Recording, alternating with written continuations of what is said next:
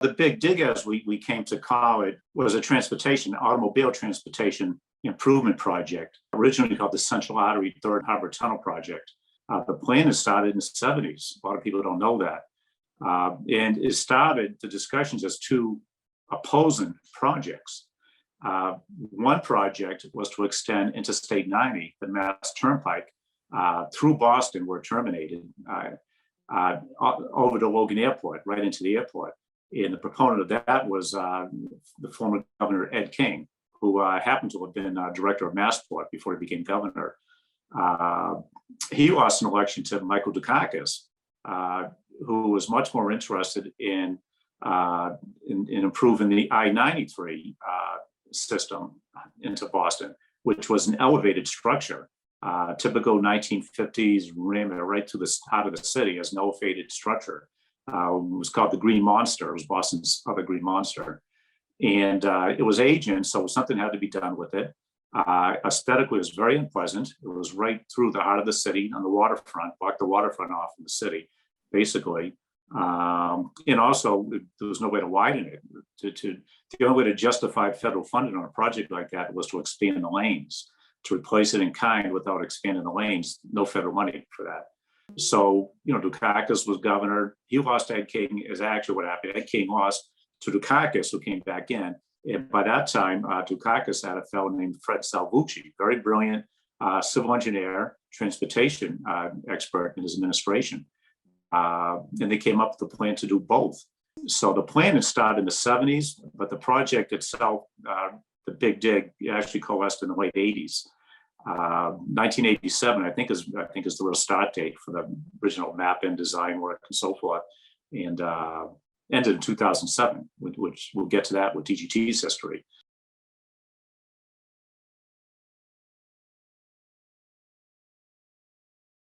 You can't get around the fact that a lot of money got pumped into Boston. The late 80s was a time of recession, a pretty severe recession in Boston. And in fact, I was out of work myself, laid off as a surveyor. I found employment in 1991 on the Big Dig, just as it was starting construction in 1991. So a lot of money was coming in right into the heart of the city. A lot of work for the tradespeople. It's an all-union construction project. Engineering firms geared up for it, surveyors, geotechnical, all the related. The guys that sell the coffee in the coffee catering truck, everybody geared up for it. And at the same time, there was another mega project, which was the Deer Island sewage project, a $2 billion project, again, a bunch of it federal money.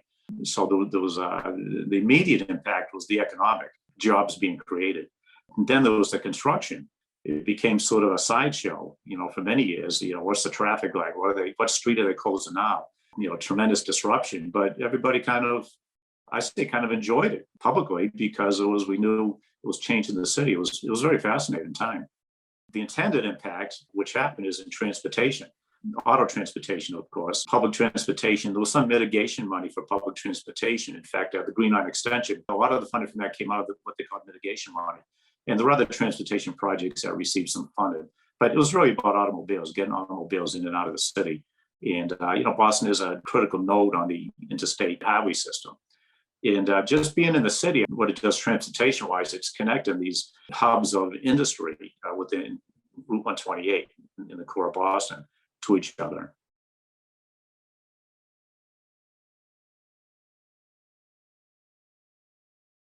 DGT's history is intertwined with the Big Dig. As I said, I was working for a prominent Boston survey firm, Chemical Engineering, one which we ended up acquiring some years later. And I guess there's a quick jump to that. The reason we could acquire the company and some others was because of the work that was generated to DGT by the Big Dig. More specifically, the three gentlemen here, myself, Mike Twohig, Bob Staples, literally met on the Big Dig project. We were all employed before DGT by the Central Artery Tunnel Project Survey Group. It was a joint venture of two survey firms, prominent survey firms, one of which, again, Cohen Engineering, we ended up acquiring their records after they closed shop. But there was all types of construction projects we were involved with. Bridges, concrete, steel, viaducts, surface roads, immersed tube tunnels, sort of every kind of major construction project, particularly involving excavation and support of excavation. and geotechnical technologies were being used there. Some were being tried out on the Big Dig. So for us working on the project directly, we got to work together, the three of us and others who became part of DGT eventually. And then we said, okay, well, we've had enough of this. Bob and I did. We branched off with a third person who was there with us on the Big Dig, started DGT. And right away, my first phone calls were to the contractors on the Big Dig, to the design engineers, people involved with the project who needed survey support directly for themselves. So that gave us a boost. And then eventually, 2 years after we started DGT, some of the work that we were doing on the project was put out to bid. So other contractors, survey consultants could get involved. And we were fortunate to win one of those contracts, which was a very large project in itself. We went from a staff of possibly 10 people at the time in a very small office with no parking out front, right out of the seaport area. We were paying a lot of money in towing charges and parking tickets. So all of a sudden, we've got 10 field crews and a dozen new office people. So we went to about close to 40 people from that small group within a matter of months. I rented a new larger office in the Seaport District. And from there, it was off to the races. For DGT, it put us on the map. We had a history working in Boston, all of us here, decades of history. But this made us DGT, kind of the new kids on the block, with a very large project, and we were hiring like crazy. So it gave DGT an unprecedented opportunity to start a business and to hit the ground fast with some pretty good projects.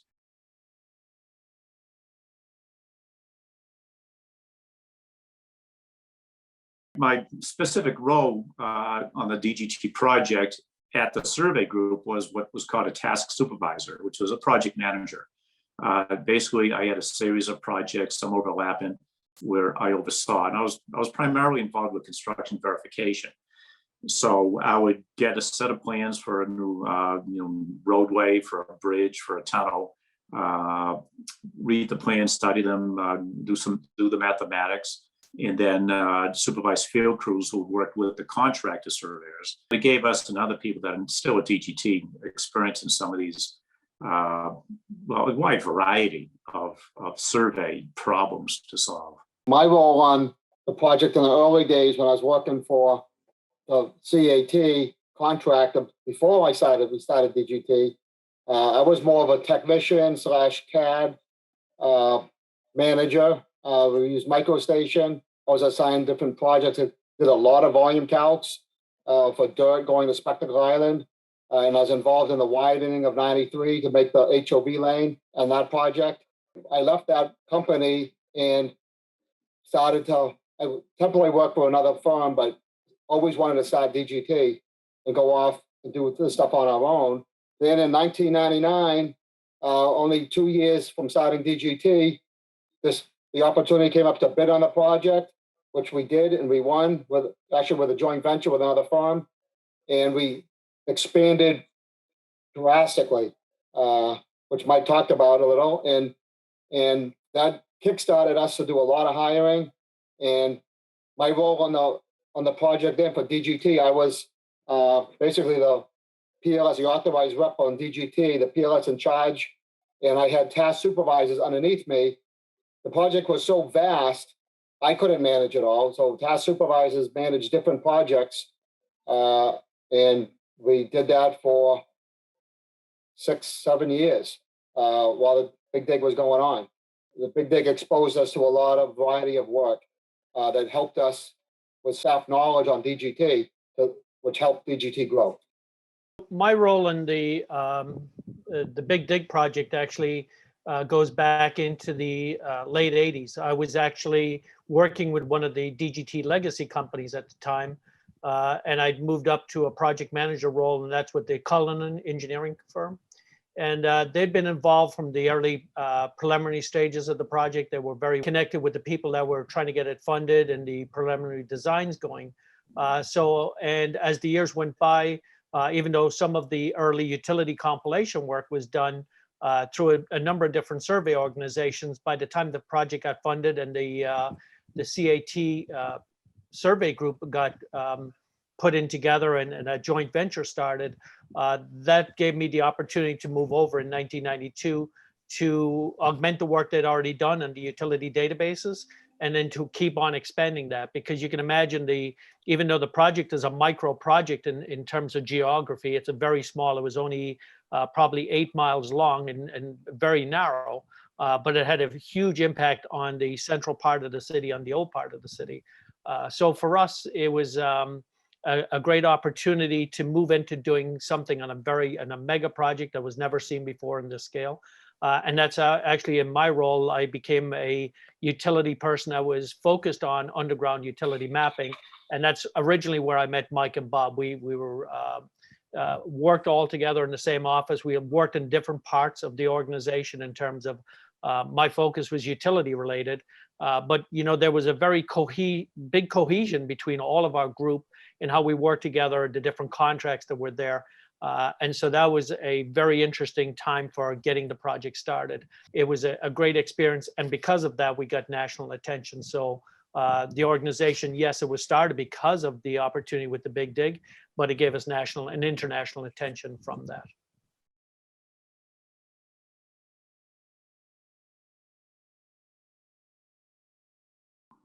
Well, one moment I remember on the Big Dig was I'd been there for 5 years, and I looked at the schedule and I realized when the Big Dig is over, scheduled to be completed, I'll be 50 years old. And I'm thinking, when this project is done, if I'm sitting in the same desk in the same cubicle, I don't know, it might not be that exciting, and it might not, be the best for my resume. So I pretty much joined up with those guys, right, and started DGT because, I knew that we had between us this tremendous experience. Why not put it to use for ourselves, and why not get out into the private sector? I mean, the project was so large and so labor intensive that there was a lot of relationships made with the engineers, the construction people, that you don't often see that kind of team building going on for over a decade, 2 decades really. A lot of people started the career on the project and stayed with it for quite a long time. So, and those are connections we still have, people we bump into around the city, people we work with. It's sort of an older generation thing now, the Big Dig is, which, I guess I saw that was coming, but it still shook me a bit that, hey, I was a young person when this was going on, but now it's just some smoggy old tunnel that people drive through. But that was one of the great aspects of it too, is forming these relationships, like the people that I work with now at DGT, but also engineers, contractors, architects that have been involved with it. Yeah, one thing that I thought was very interesting about this project was the vast amount of different tasks involved in the CAT. We were working on the CAT project as DGT. There was a lot of components: the cut and cover tunnels, immersed tubes, bridges, concrete, utilities. And then deformation monitoring. We had deformation monitoring crews every day around the clock for years, doing sections of monitoring existing buildings all around the project.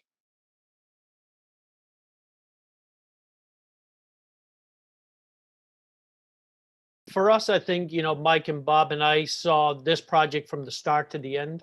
And one of the biggest lessons we learned, and we still have that philosophy today, is that if you enter, the final design and you do groundbreaking on any project, large or small, that if you haven't done all the due diligence with the below ground, just as much as the survey accuracy and level of detail for the above ground, you're doomed. And we have seen numerous studies. We've seen so many things over the years where the same mistakes have been made.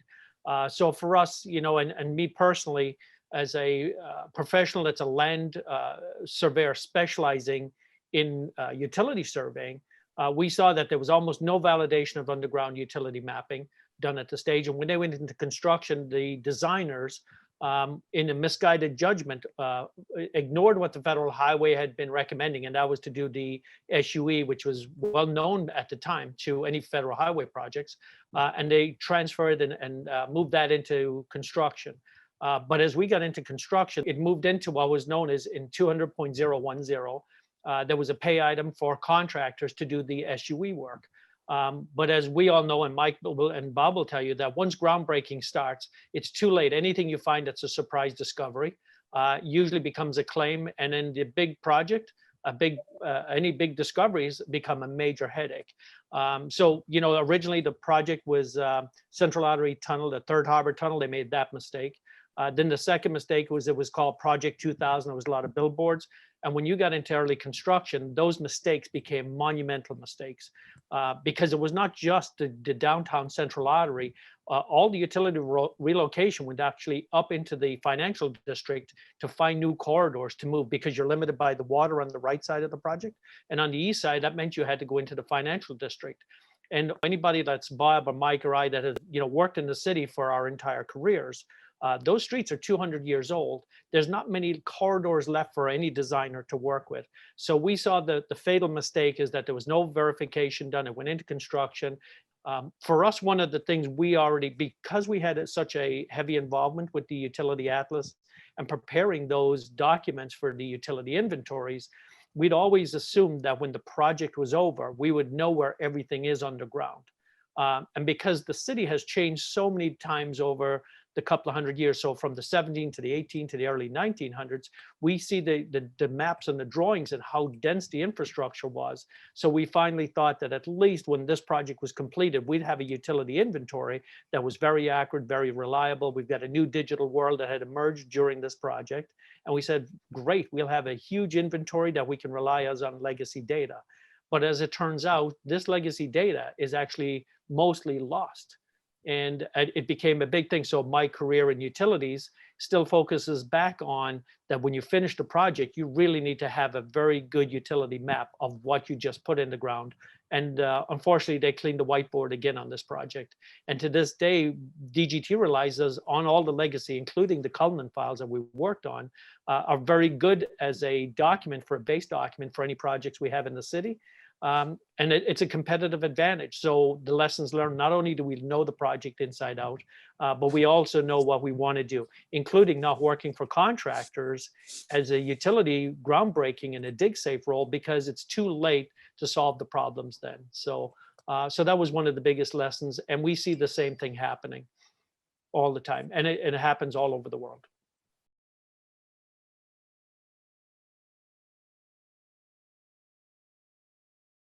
I think the thing was, if the Federal Highway actually had sent a letter to the decision makers on the big dig, and they missed that opportunity to start out there and to do all the line tracing and use radar systems, which were, you know, very rudimentary then. There were a lot of those, the radars you just pulled around. They're not all calibrated in GPS integration, cloud-based solutions like we see today. But what we saw was that there was an opportunity to do the fundamentals of SUE, that the people define it, to go out there and trace and do all the vacuum excavation, update the design drawings to verify that not just where the utilities are, but the space proofing for the new things you're trying to fit into an old city.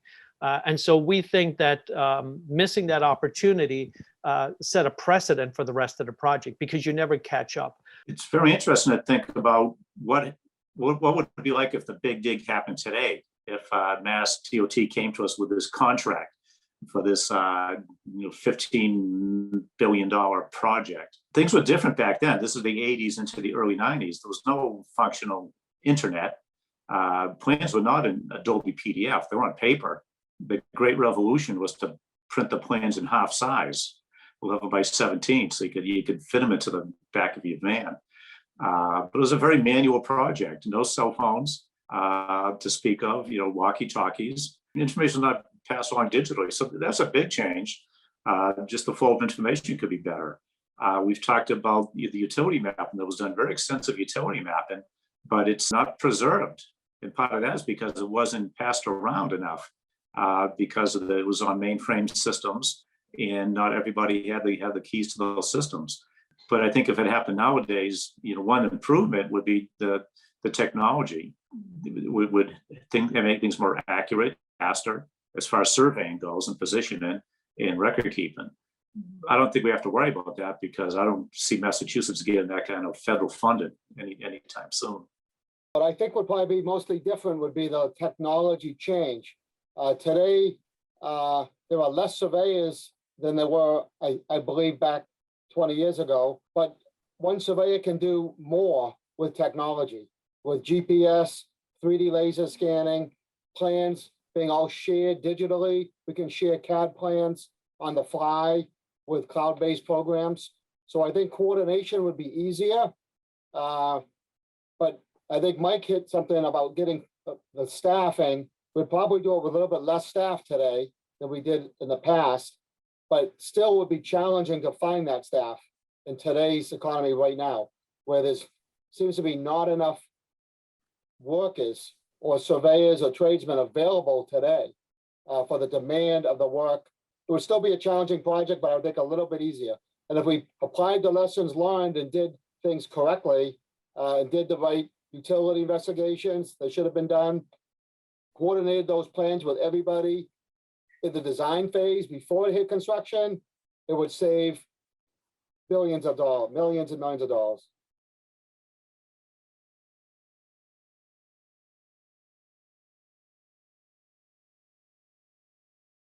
Big Dig put DGT on the map as far as being a local area survey company. It gave us the foundation to hire good people, to create the infrastructure for a surveying business that we could expand with. And also the economic spinoff of the Big Dig more than made up for the loss of the ending of the Big Dig. Projects kept continuing, high-rise projects, universities, residential, pretty much all cylinders of Boston have continued. And a lot of that, I think I would credit to the infusion of cash from the Big Dig. In DGT, I think that we would have been a very successful company, but we probably look much different if it weren't for that initial big boost that really gave us recognition in the industry. Also, very significantly, DGT, we made a conscious decision in recent years to put our energy towards subsurface utility locating and mapping. And that is a direct line from working with Mike Twohig on the Big Dig and being on the Big Dig project where that need was recognized. So, 20 plus years later, we're still building on what we learned was important there and what we saw as a business opportunity that still has not been widely exploited by us surveyors in America. But it's coming, and we were made aware of the technologies of locate, map, and documented underground utilities directly on the Big Dig project. But for us going forward, every single client when we approach, we try to do the education that the lessons learned on mega projects also translate into minor, smaller projects, even block by block, building by building. So we always try to use that education and the history and the legacy that we've got from there to build on those archives and go out there and build a project that we know is as reliable for underground information as it is for the above ground information. We apply a standard of care instead of just compiling a utility database without the attribution that makes it very reliable that somebody in a designer and a contractor can use. So we do that education on the ground floor, and we learned that over 25 years ago, and it carries through to the firm. And it's now helped us build. So for us, when we look back, what they could have done differently, well, the fundamentals are still there today for locating and mapping utilities. You have to go out and trace that. You have better little GPR systems. But moving forward, our future is with radar tomography, where we can do larger surveys, but with less of an impact on the public. And then we make more reliable documents that we can carry forward. So whether it's large or small, we work with clients, even though we're centric to New England, but we have clients across the country, and they rely on our expertise and consulting to help them with those projects. So we see that the lessons learned we have today is still a part of our DNA for moving forward. So just adding to what Mike said, we have put a lot of emphasis on utility mapping for our clients, the ones that think forward. Today, there's still a lot of engineering companies that do not do it correctly, and they put on the contracts to verify in field, which is the same problem going back 20, 30 years ago. They're not doing the right job using the tools that are available today to really do the engineering correctly at the front of the project. That's one thing that's disappointing in today's society. We still haven't learned that lesson, and it should be taught, but it's not getting through to people for whatever reason, budgetary things, or it's just not my job. It's someone else's job, and that person doesn't really exist. And it's not on the chain of progress. We're trying to build advanced systems to help improve that system with the 3D radar tomography, with 3D laser scanning, capturing above ground, bringing the underground together. We're trying to push that through our company, but also to the rest of the world should be doing this.